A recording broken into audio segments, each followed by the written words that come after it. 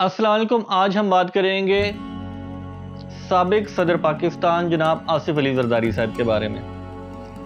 तो तमाम पाकिस्तानी दूसरी जमातें ख़ास करके मुस्लिम लीग नून का ये कहना है कि एक जरदारी सब पर भारी। तो एक जरदारी सब पर भारी पड़ चुका है।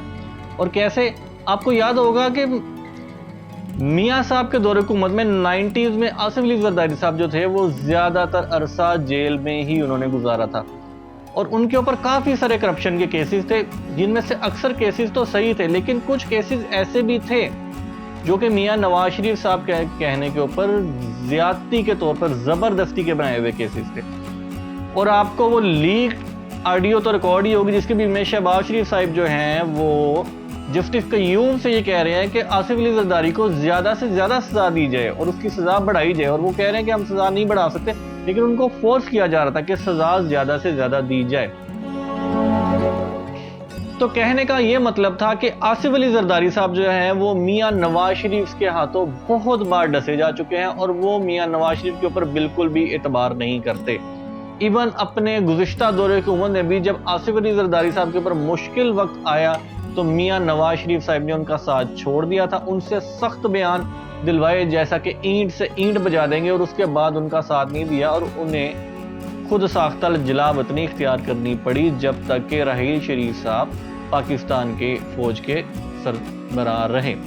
अब ताज़ा सिचुएशन क्या है कि आसिफ अली जरदारी साहब ने ताज़ा बयान दिया है कि हम असम्बलियों से इस्तीफे नहीं देंगे और ना ही लॉन्ग मार्च का हिस्सा बनेंगे।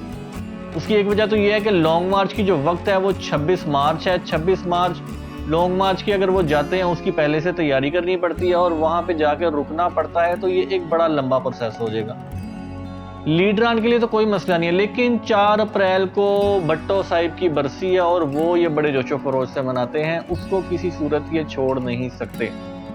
तो उसके लिए भी इंतजाम पहले से शुरू हो जाते हैं। इसलिए ये तो तय है कि मार्च के बीच में पीपल्स पार्टी जो है वो लॉन्ग मार्च नहीं कर सकती। दूसरी बात, पीपल्स पार्टी को सिंध की हुकूमत मिल चुकी है और सिंध की हुकूमत वो किसी सूरत भी छोड़ना नहीं चाहेंगे। वो ये कभी नहीं चाहेंगे कि हुकूमत भी चली जाए और वो सब जेलों में बैठ जाए। आसिफ अली जरदारी साहब ने क्या कहा है कि तहरीकें ऐसे नहीं चलती, सबको जेल जाना पड़ेगा तो फिर तहरीक चलेगी, इस तरह से तहरीक नहीं चलती। उनका इशारा मियाँ मोहम्मद नवाज शरीफ साहब की तरफ से है, जिनको जब जेल में डाला गया तो अपने ताल्लुकात इस्तेमाल करके और गैर मुल्की शहजादों से सिफारिशात डलवा के बैरून मुल्क फरार होने में कामयाब हो चुके हैं।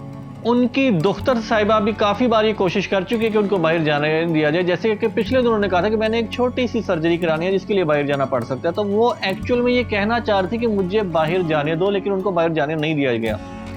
इस मामले में वज़ीर आज़म पाकिस्तान इमरान खान जो है उन्होंने एक बड़ा सख्त स्टैंस लिया कि कोई भी चोर अब बाहर नहीं जाएगा, किसी भी चोर के साथ रियायत नहीं की जाएगी। अगर चोरों के साथ रियायत ही करनी है तो फिर ये सब करने का फ़ायदा क्या, अगर बिल आखिर चोरों को छोड़ना ही था। तो मियाँ नवाज शरीफ साहब तो जेल से इतना डरते हैं कि वो तो दोबारा कभी वापस आने का नाम नहीं लेंगे। और आसिफ जरदारी साहब का क्या कहना है कि आसिफ अली जरदारी साहब जेल जाएं, बिलावल ज़ेब जाए और पीपल्स पार्टी वाले जेल जाएं और छोटे कारकुन नून लीग के भी जेल जाएं, फजलुर रहमान साहिब भी जेल जाएं, लेकिन किसके लिए जेल जाएं? मियाँ मोहम्मद नवाज शरीफ की खातिर जो खुद बाहर जाके बैठे हुए हैं, क्योंकि हुकूमत तो सिर्फ इस वक्त उनके पास नहीं है। अगर देखा जाए तो सेनेट के बीच में किसी हद तक कुछ वोट मौलाना फजलुर रहमान साहब को मिल चुके हैं। सेनेट के बीच में बुरी तरह से पिट चुकी है मुस्लिम लीग नवाज, और उनको पीटने वाले कौन है? आसिफ अली जरदारी। पीडीएम के चक्कर में ऐसा उन्होंने फंसाया है कि अपनी 20 साल पुरानी जो बदले थे वो उन्होंने सारे पूरे कर लिए हैं।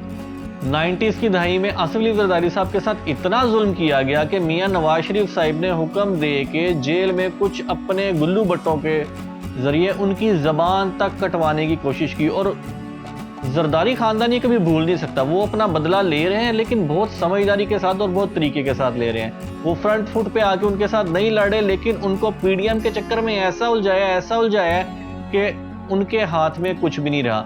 मियाँ नवाज शरीफ साहब अपने सारे के सारे पत्ते खेल चुके हैं, एस्टेब्लिशमेंट को गालियां दी, मुल्क से गद्दारी के मुर्तकब हुए। इस वक्त उनके जो सपोर्टर थे वो भी उनको सपोर्ट नहीं कर रहे, सिवाय कुछ उन कुंद जहन सपोर्टर्स के जिनको समझ नहीं आती। वो सिर्फ ये कहते हैं नवाज शरीफ हमें बर्बाद भी कर दे तो हम नवाज शरीफ को वोट देंगे। उसके अलावा कोई ऐसा नहीं है कि जो नवाज शरीफ साहब को सपोर्ट करने को इस वक्त तैयार हो। خان صاحب کی حکومت کوئی بہت اچھا پرفارم نہیں کری، بلکہ میں کہوں گا اچھا پرفارم کرنی نہیں، خاص کر کے پنجاب میں تو بہت ہی بری حالت ہے۔ اس کے باوجود بھی کوئی یہ نہیں چاہتا کہ نواز شریف یا زرداری میں سے کسی کی حکومت آئے، کیونکہ لوگ ان چوروں کو اور غداروں کو بالکل دیکھنا پسند نہیں کر سکتے۔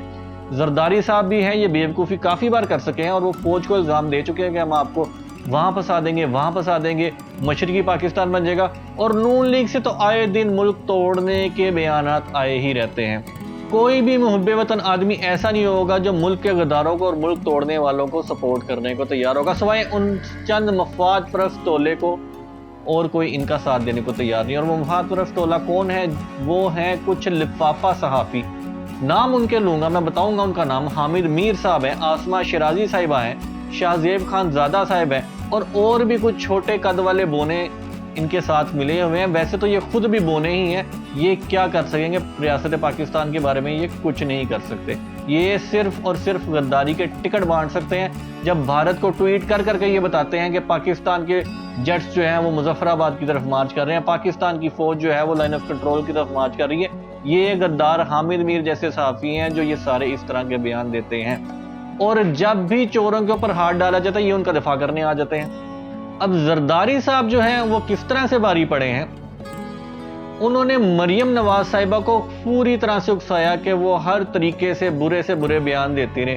مریم نواز صاحبہ نے اتنے غلط قسم کے بیان دیے ہیں، اینٹ سے اینٹ بجانے سے بھی زیادہ برے بیان وہ دے چکی ہیں۔ ہمارا ایک مارو گے 4 مار دیں گے۔ اب جیسے تازہ ترین صورتحال ہے، انہوں نے انڈے اور سیاہی پکوائی شہباز گل صاحب کے اوپر۔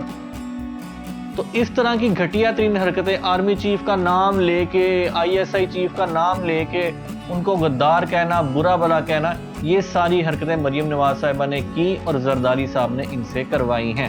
اس کا سیدھا فائدہ زرداری صاحب کو ہوا ہے، کیونکہ مریم نواز صاحبہ جو ایک ابھرتا ہوا لیڈر لوگوں کی نظر میں تھا، اب وہ پوری طرح سے ٹھس ہو چکا ہے اور بلاول کے لیے کافی حد تک گراؤنڈ جو ہے وہ صاف ہو چکی ہے۔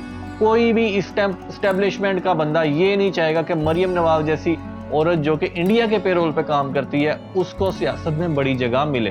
تو جو کام پنجاب میں عثمان بزدار PTI کے ساتھ کر رہا ہے، PTI کی جڑیں کھوکھلی کر رہا ہے، وہی کام مریم نواز مسلم لیگ نواز کے ساتھ کر رہی ہے۔ جس طرح آصف علی زرداری نے پیپلز پارٹی کا پنجاب میں پوری طرح سے صفایا کر دیا تھا، اس ٹائم پنجاب میں پیپلز پارٹی کا نام لیوا کوئی آپ کو نظر نہیں آئے گا، اور وہی کام مریم نواز کر رہی ہے۔ آپ دیکھیں پنجاب کے علاوہ باقی پورے پاکستان میں آپ کو نون لیگ کا نام بھی نظر نہیں آئے گا۔ تو آصف علی زرداری صاحب ایک سمجھدار انسان، ایک سینئر ترین سیاستدان، اور وہی بات ایک زرداری سب پہ بھاری، انہوں نے مسلم لیگ نواز کا پوری طرح سے تابوت تیار کر لیا ہے، بس اس کو دفنانا باقی رہ گیا۔ اگلی ویڈیو تک اجازت دیجیے، اللہ حافظ۔